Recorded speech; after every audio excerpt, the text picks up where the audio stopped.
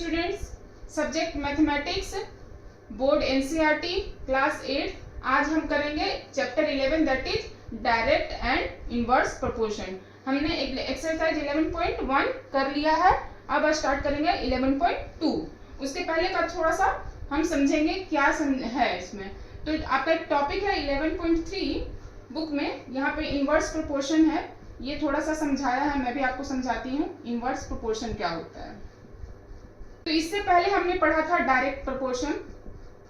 एक क्वांटिटी कोई बढ़ रहा था तो सेकेंड क्वांटिटी अगर ये इंक्रीज हो रहा था तो सेकेंड क्वांटिटी जो है वो भी इंक्रीज हो रहा था, सेम प्रोपोर्शन में वो भी इंक्रीज हो रहा था।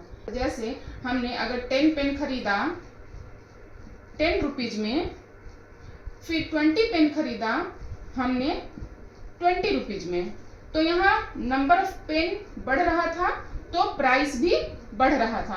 इसी के जस्ट अपोजिट होता है इनडायरेक्ट प्रोपोर्शन में और इनवर्स प्रोपोर्शन में, या हम इसको इनवर्स प्रोपोर्शन भी बोलते हैं और इनडायरेक्ट प्रोपोर्शन भी बोलते हैं। इसमें क्या हो रहा है, सपोज एक क्वांटिटी अगर बढ़ रहा है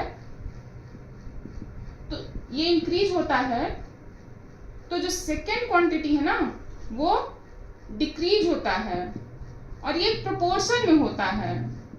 इन एग्जांपल 11.3 में कि वो स्कूल जा रही है तो वो वॉक करके भी जा सकती है, रन करके जा सकती है, साइकिलिंग करके जा सकती है और कार से जा सकती है, बाइक कार जा सकती है।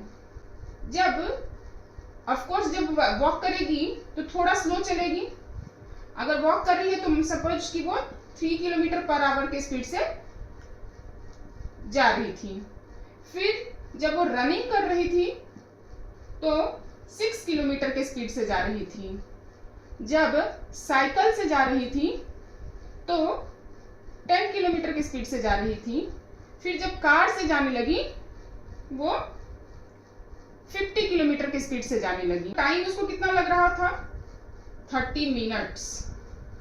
रन करके जब जा रही थी तो उसको लगा 15 मिनट्स। जब साइकिलिंग करके जा रही थी तो उसको लगा 10 मिनट्स, और जब कार से जा रही थी तो वो 5 मिनट में ही स्कूल पहुंच गई। तो क्या हो रहा है, जब वो अपना स्पीड बढ़ा रही है, स्पीड उसका इंक्रीज हो रहा है, तो टाइम जो है वो डिक्रीज हो रहा है। तो ये इनवर्स प्रोपोर्शन हो गया। जैसे जैसे उसने स्पीड बढ़ाया वैसे वैसे टाइम जो वो ले रही है स्कूल पहुंचने में वो डिक्रीज हो रहा है। तो ये है इनवर्स प्रोपोर्शन। एक और एग्जांपल लिया है, एक स्कूल है, वो 6000 रुपए खर्च करना चाहता है मैथमेटिक्स के बुक पे। हमको इसमें भी टेबल बनाएंगे, टेबल बनाने से बहुत आराम हो जाएगा कैलकुलेशन में। जब वो 40 रुपए का बुक खरीद रहे थे, 6000 रुपए ही उनको खर्च करना है टोटल बुक्स पे। जब वो 40 रुपए का बुक खरीद रहे थे मैथ्स का, तब वो 150 बुक्स खरीद पा रहे थे। जब उन्होंने वो बुक 50 रुपीज में खरीदा, एक बुक 50 रुपीज में जब खरीदे तो कितना नंबर ऑफ बुक्स खरीद पाए, 120। जब बुक का प्राइस 60 रुपीज हो गया तो वो कितना नंबर ऑफ बुक्स खरीद पाए, 100। फिर जब बुक का प्राइस 75 हुआ तो वो कितना बुक खरीद पाए, 80। तो ऐसे हम यहाँ पे देख रहे हैं कि जैसे जैसे प्राइस बुक का बढ़ रहा है वैसे वैसे नंबर ऑफ बुक्स जो है वो कम होता जा रहा है। तो ये क्या हो गया, price and number inverse proportion है, इनवर्स प्रोपोर्शन है।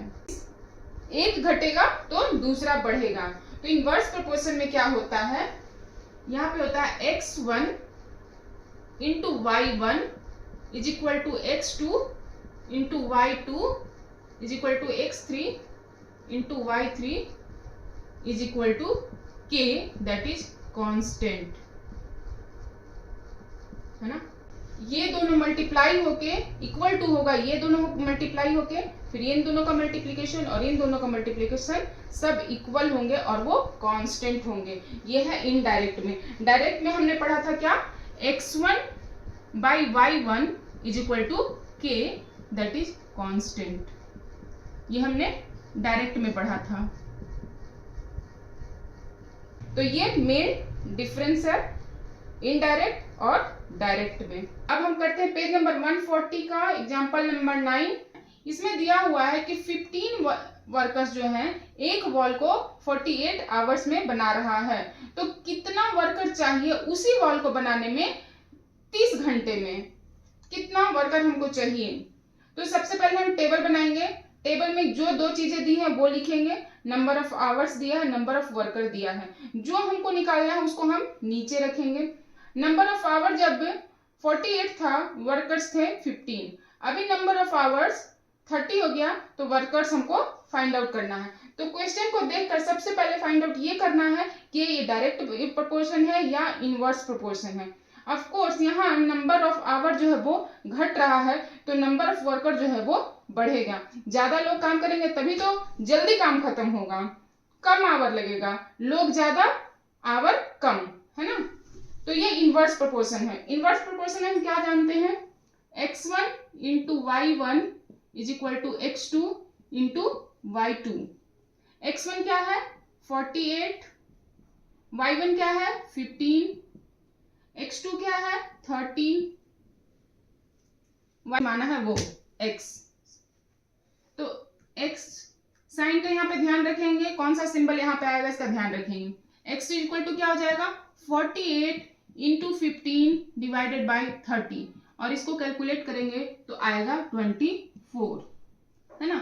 इसका मतलब कि 30 घंटे में काम खत्म करने के लिए हमको 24 वर्कर्स चाहिए। डन। आते हैं एक्सरसाइज 11.2 में। तो सबसे पहला क्वेश्चन क्या है, ये हम वर्बली कर लेते हैं। फर्स्ट क्वेश्चन क्या है, which of the following are inverse proportion. पहला क्वेश्चन है इसमें, number of workers on a job and the time to complete the job. मतलब एक था कि number of worker and time to complete. Of course number of worker अगर बढ़ेगा तो टाइम जो है वो डाउन होगा, इसलिए ये इनवर्स प्रोपोर्शन हो गया। ठीक है। सेकेंड में था time taken for a journey and distance travelled. Time अगर ज्यादा होगा तो डिस्टेंस भी ज्यादा होगा, तो ये हो गया डायरेक्ट प्रोपोर्शन। थर्ड है area cultivated land and crop harvested. Area cultivated मतलब जितना एरिया को खुदाई किया गया, वो टू द क्रॉप जो भी अनाज वगैरह है वो जो उसमें फले वो। तो एरिया अगर ज्यादा होगा तो क्रॉप भी ज्यादा होंगे, ज्यादा से ज्यादा हम अनाज उगा पाएंगे, तो ये भी डायरेक्ट प्रोपोर्शन हो गया। थर्ड वाला भी डायरेक्ट प्रोपोर्शन है। ठीक है। फोर्थ क्वेश्चन है, 1 का फोर्थ है कि time taken okay and speed. Time अगर ज्यादा लग रहा है, इसका मतलब कि स्पीड क्या हो गया, कम हो गया, स्पीड कम हो गया। टाइम ज्यादा लग रहा है तो स्पीड कम है, टाइम कम है तो स्पीड ज्यादा है, तो ये हो गया inverse proportion. Population of a country and the area of land पर पर्सन। पॉपुलेशन, किसी कंट्री का पॉपुलेशन, और फिर उसी पर्सन, एक पर्सन को कितना लैंड दिया गया पर पर्सन। तो अगर पॉपुलेशन ज्यादा होगा तो लैंड जो होगा वो कम होता जाएगा, पॉपुलेशन बढ़ रहा है तो लैंड घट रहा है, तो ये क्या हो गया inverse proportion. Start second question है, in a television game show prize of money 1 lakh is divided equally to the winners. Money prize है, ये डायरेक्टली प्रोपोर्शन में डिस्ट्रीब्यूट हो रहे हैं या इनडायरेक्टली प्रोपोर्शन में डिस्ट्रीब्यूट हो रहे हैं। डायरेक्टली का हमको फॉर्मूला हमारे पास क्या है, x by y is equal to k, that is constant. और इनवर्स का क्या है हमारे पास formula, x1 y1 is equal to x2 y2 is equal to k is equal to constant. हमारे पास फॉर्मूला है x डायरेक्टली प्रोपोर्शनल के लिए क्या फॉर्मूला है, x1 divided by y1 is equal to x2 divided by y2 is equal to constant, या फिर inverse है तो x1 multiplied y1 is equal to x2 multiplied by y2 that is constant. इस question में हमको ये find out करना है कि x1 y1 डिवाइड होके कांस्टेंट है या x1 y1 मल्टीप्लाई होके कांस्टेंट है। तो ये x1 है, ये x2 है, y1 है, ये y1 है, ये y2 है। x1 divided by y1 that is 1 lakh, और फिर x2 डिवाइडेड बाय y2 करते हैं तो 2/50 ये इक्वल नहीं है। हमने डायरेक्ट में चेक किया, डायरेक्ट के लिए हमने चेक किया तो ये दोनों इक्वल नहीं है। अब हम इनवर्स के लिए चेक करेंगे, x1 y1, ठीक है, x1 क्या है 1 इंटू 1 लाख, तो ये हो गया 1 लाख। अब हम x2 और y2 फाइंड आउट करेंगे दैट इज 2 इंटू 50, तो ये भी हो गया 1 लाख। अब हम यहाँ पे देख सकते हैं x1 y1 तो इक्वल नहीं था x2 y2 के, मगर x1 into y1 is equal to x2 into y2।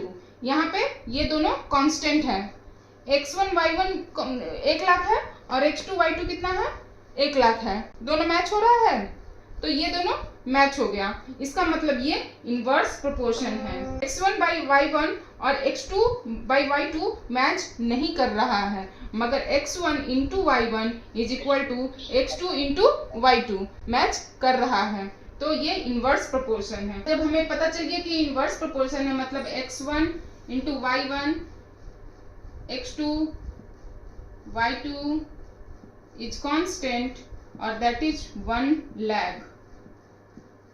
तो अब हमको ये सारे फिल करने हैं।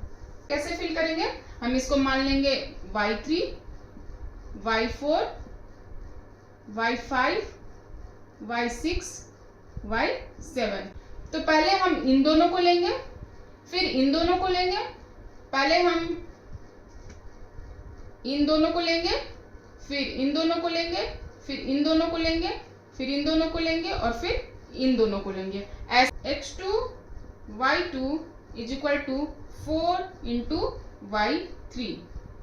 तो x2 कितना है 2, y2 कितना है 50,000, 4 इंटू y3, तो y3 कितना निकल गया 2 इंटू 50,000 डिवाइडेड बाय 4। पहले इससे कट करेंगे 2, फिर 2 से इसको कट करेंगे तो आएगा 2 और ये 5, 2500। ये हमारा y3 निकल गया। x2 into y2 is equal to 5 into y4। x2 है 2 into 5000 by 5 is equal to y4, तो y4 is equal to 120,000। ये हमारा y4 निकल गया। फिर x2 into y2 into 10 into y6, x2 है 2, ये 50,000, 10 इंटू y6,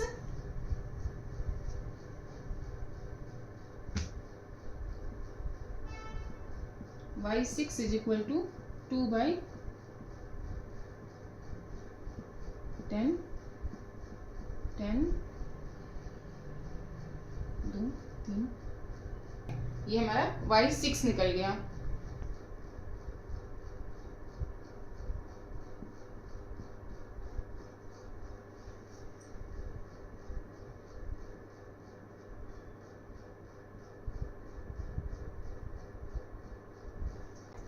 y7 निकल गया।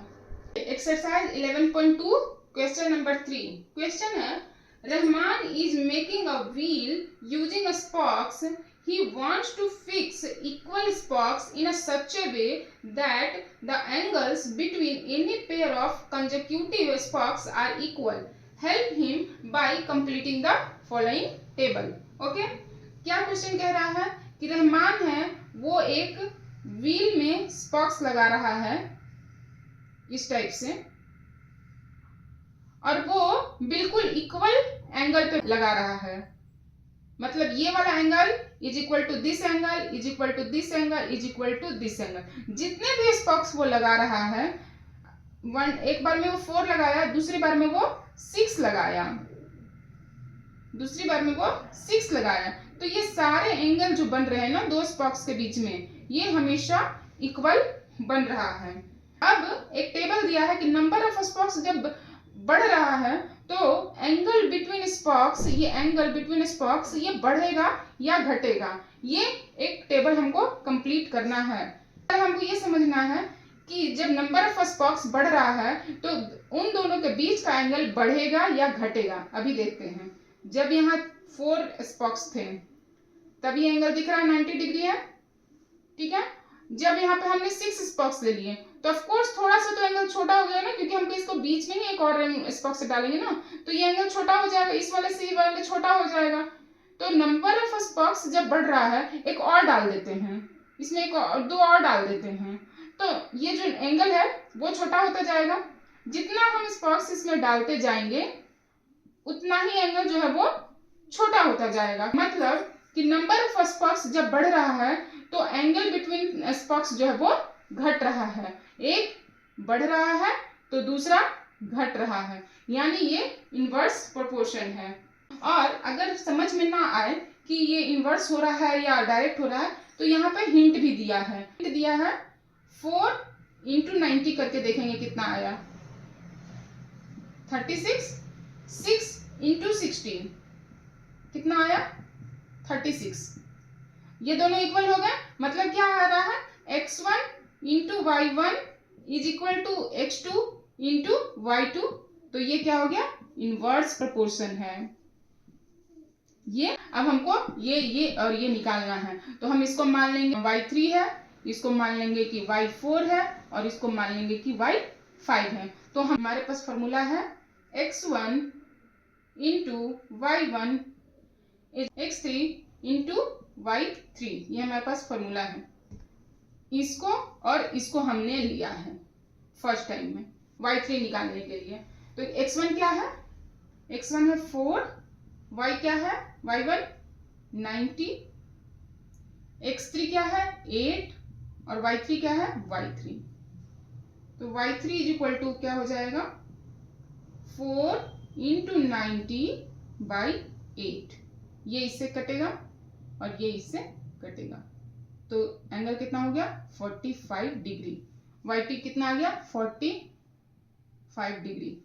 अब हम इसको और इसको लेंगे। हम इसको भी ले सकते हैं, इसको भी ले सकते हैं, ऐसे भी ले सकते हैं, ऐसे भी ले सकते हैं, किसी को भी ले सकते हैं। मैंने इसको लिया एक बार,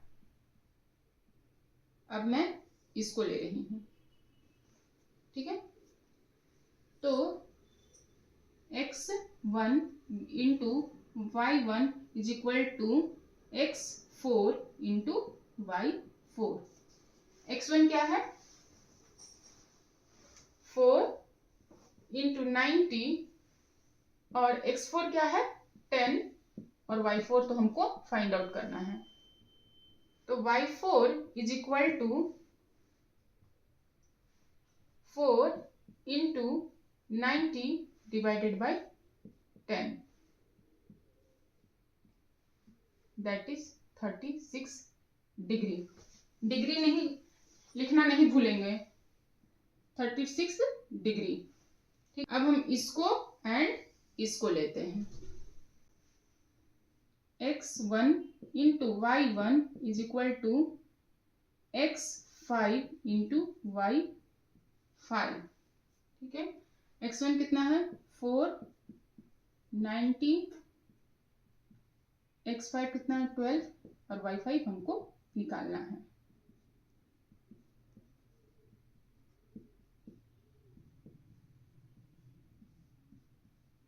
इसको कट करेंगे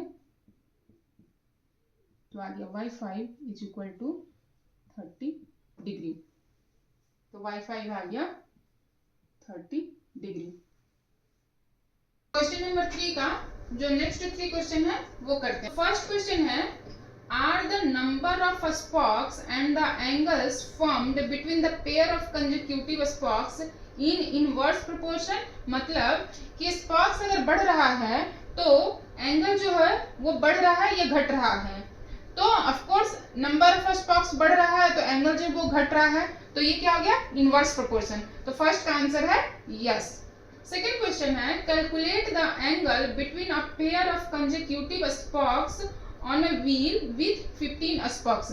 यहाँ तक तो हमने कैलकुलेट कर लिया था, यहाँ तक हमने कैलकुलेट कर लिया। सेकेंड क्वेश्चन में बोल रहा है कि अगर नंबर ऑफ स्पॉक्स 15 है तो फिर एंगल बिटवीन पेयर्स क्या होगा, यानी कि y6 निकालना है। स्पॉक्स कितना है 15। हमने अभी तक क्या देखा x1 into y1 is equal to x6 into y6। ये सारे मल्टीप्लीकेशन जो है वो इक्वल होंगे क्योंकि ये इनवर्स प्रोपोर्शन है। x1 क्या है 4, y1 क्या है 90, x6 क्या है 15 और y6 हमको निकालना है ना। फिर y6 इज इक्वल टू क्या कर देंगे 4 इंटू 90 डिवाइडेड बाई 15। इसको कैलकुलेट करेंगे तो आएगा 24। तो जब 15 स्पॉक्स हैं तो एंगल बनेगा 24 डिग्री। थर्ड क्वेश्चन क्या है how many स्पॉक्स would be needed if the angles between pair consecutive स्पॉक्स is 40 degree.